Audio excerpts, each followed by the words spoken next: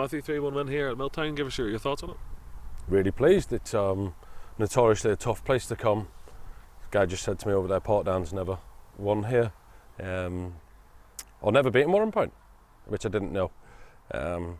These facts and stats mean nothing to me because I wasn't the manager and it wasn't this team, so we don't really care about them. However, we knew it'd be a tight game. They're on the back of a big 12 games without a win, so we felt, if we were in their position, we'd be looking at teams around us to go and get a victory against. So we knew we'd probably have to really dig in.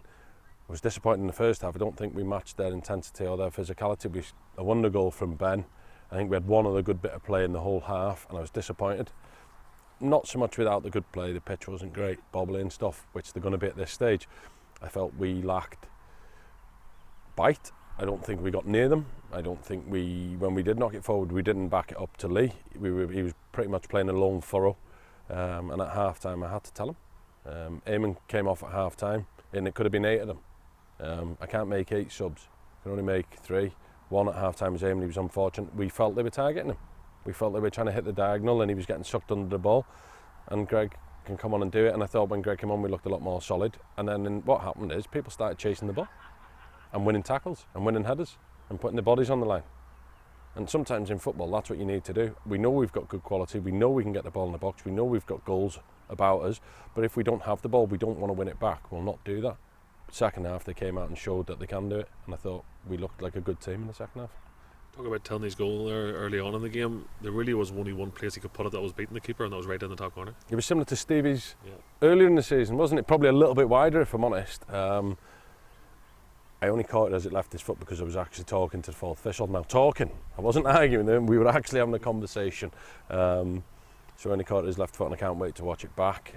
Because I thought, like I said, it was a super goal, and I'd be really interested to see that back. But we didn't move forward after that. I felt we switched off. It was a free kick that, it's right in front of the dugout there. I'm asking Ben Guy to stand on it. He doesn't. He just switches off, and then we switch off 3 other times.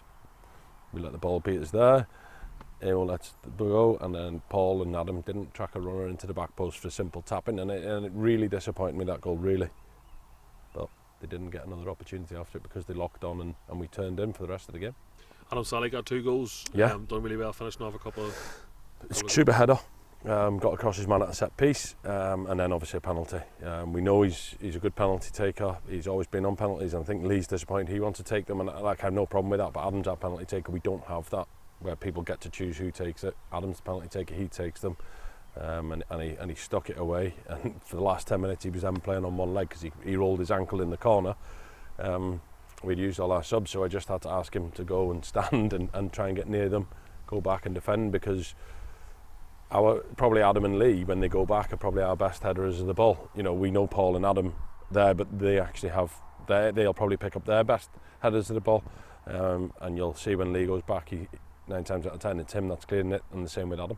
There's talk when comparing Lee Bonus to Vinnie Harkins just for his defensive quality as well as his work up front. I don't think there can be no higher praise. Barring me, Vinny was probably the best striker in the last 20 odd years. No, look, Vinny's a legend at the club and all the leagues and things, so for Lee to be compared with him, it's no higher praise in my opinion, and people that are comparing it, fair play, and I'm sure Lee will be happy to hear it. Yeah. 4 wins out of 5 now. Yeah. We'll go into Tuesday night's Irish Cup game with a bit of belief and a bit of confidence. We should do. We're on a decent run of form, best obviously form of the season. If we can't go into that game with belief, then I don't know how we will give it into them. There's no better time to run into good form at this stage. It's the Irish Cup, it's still the same amount of rounds, but it's a quick fire thing. So why, 5 rounds in 3 weeks, I think. 3 and a bit weeks. So if we're on a good run of form now and we can continue that, you never know. But look, let me tell you, Ballymena aren't easy. We have not beaten them this season.